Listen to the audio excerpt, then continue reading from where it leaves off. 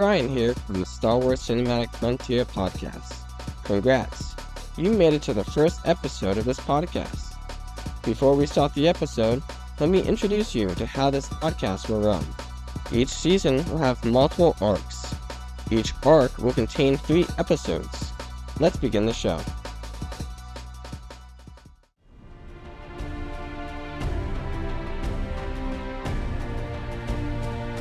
In warm, or I can bring you in cold.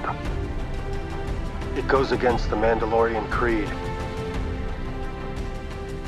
This is the way.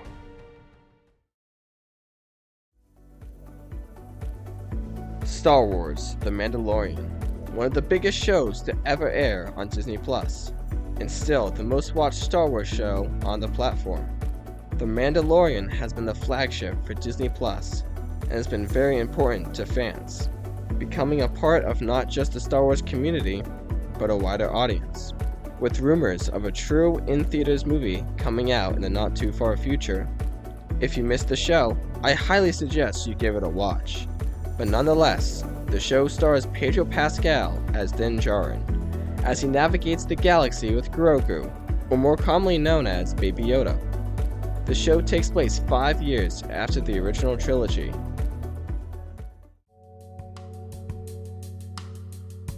With limiting spoilers, in Season 1, Din Djarin meets Grogu after taking on a bounty for Imperial remnants. After choosing to save Grogu and toiling with settling down, the big villain Moff Gideon shows up. With lots of character growth, they momentarily defeat Gideon and hint at a Season 2. For Season 2, the goal is to find another Jedi to watch over Grogu, so Grogu can be with his kind. The audience starts to learn more about specific plot points, expanding upon the greater Star Wars story. As an example, Ahsoka in the search of Admiral Thrawn, the M-Count, and the resurrection of Emperor Palpatine, the Darksaber and Bo-Katan as they fight to retake Mandalore, and even the re-establishment of Boba Fett. The season begins with the search of Gideon's cruiser. The season finale features none other than Luke Skywalker taking Grogu for Jedi training, and Gideon escaping to come back in Season 3. Season 3 takes place right after the Boba Fett series. Grogu is back in the custody of Din Djarin as they join Bo-Katan as they travel to the mines of Mandalore, where Bo-Katan is given an omen that she will reunite all Mandalorians. Our characters take the fight to Mandalore when they must reclaim their home world from Moff Gideon in the final battle.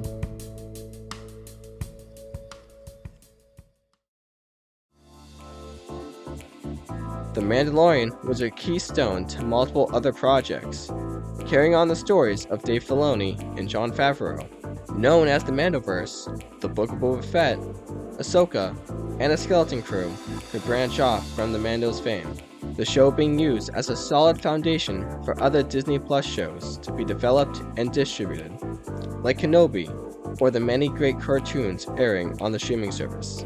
Now that we are all caught up, let's talk about The Volume.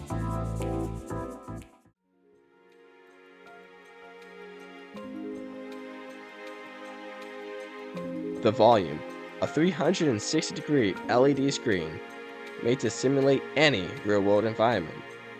Powered by Epic Games' Unreal Engine, this digital stage allows for the full control of an environment, down to the smallest pixel. Able to be manipulated in real time, it casts light and acts like a real environment while on stage. But where did it come from? Lucasfilm, of course, but specifically the visual effects studio ILM TV. The division, whose first projects included The Mandalorian, was established in 2018 to work on TV shows. A form of The Volume was originally used in 2016's The Jungle Book, and the VR-based system was used in The Lion King. These paved the way for Jon Favreau to put the Volume idea to his next Star Wars project. But what are the benefits? What are the problems? And now it's time for the breakdown.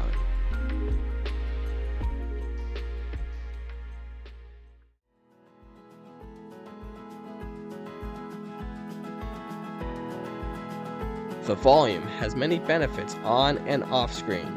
One of its strongest suits is the fact it can be programmed to depict any environment without having to worry about the time of day, weather, or traveling costs to shoot specific shots. It has all of the benefits of a green screen studio, but with the bonus of being nearly 360 degrees. Not only this, but it cuts down on the needed post-production, because it allows lighting in the background to be shot in camera.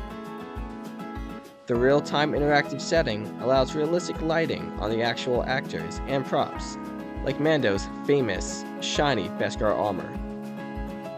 This is all great for the production team, but what about the actors?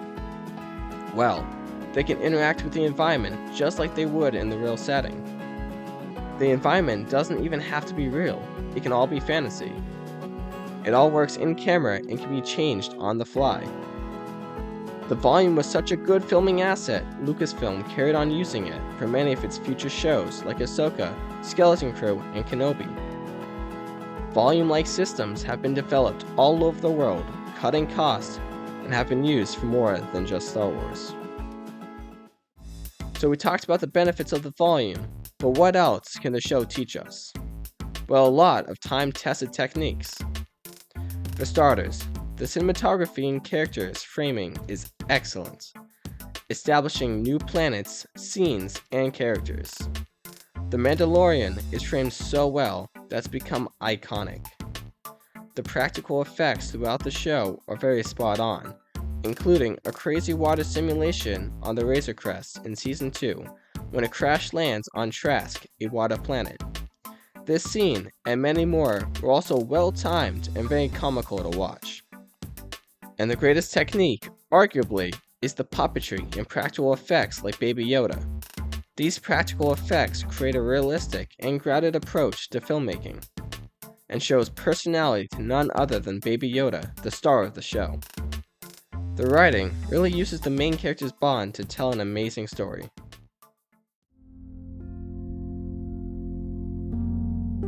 Now let's take a look at the bad techniques used in The Mandalorian. One of the show's biggest strengths became one of its biggest downsides.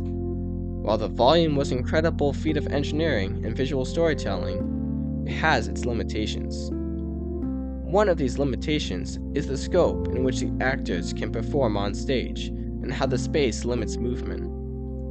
The Volume is just a big room. Everything inside of it can only exist inside of it. But what do I mean? Well, in the last season, it was very apparent that the characters were stuck acting in a small space. Chase scenes and final battles feel small and confined. The actors feel cramped and on stage-like. The final season was also a strange build-up and a weak payoff in the end. The timing was hurt and the scale of the massive battle was unfulfilling to a good portion of the audience, including myself. Not to mention multiple critiques from fans about too many filler episodes and the similar plot cycles in the show. Another issue with using the Volume is the budget necessary for such a huge piece of technology. Not only this, but the Volume requires a lot of pre-planning and work to create such a detailed environment to be used later.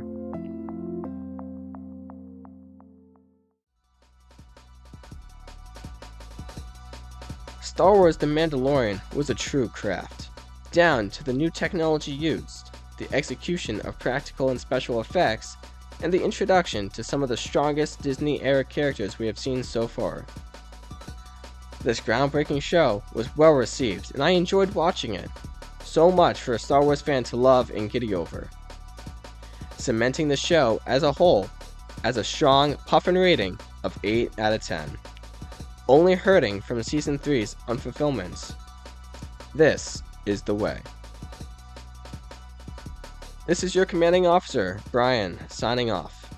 If you enjoyed, please let me know, or just stay tuned for the next episode.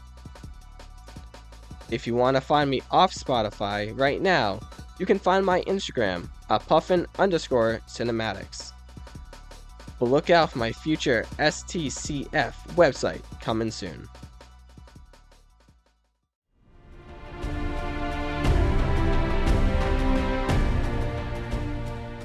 On the next episode of Star Wars the Cinematic Frontier, we will do a deep dive into Star Wars Rogue One, my favorite Star Wars movie. We will talk about early deepfakes and how they improved to be a key part in Hollywood today. While increasingly realistic in The Mandalorian, Rogue One was where the idea became in Star Wars. The full-face replacement of Leia and Grand Moff Tarkin would lead to popular deepfakes for Luke and Luke Part 2 in The Mandalorian. Briefly, we will discuss what Rogue One did right with a different filming style of the Star Wars galaxy, and why the cinematography was breathtaking. With Andor Season 2 coming out, it will be a great time to go back to see where Cassian Andor came from. I hope to see you there. I'll see you on the frontier, soldier.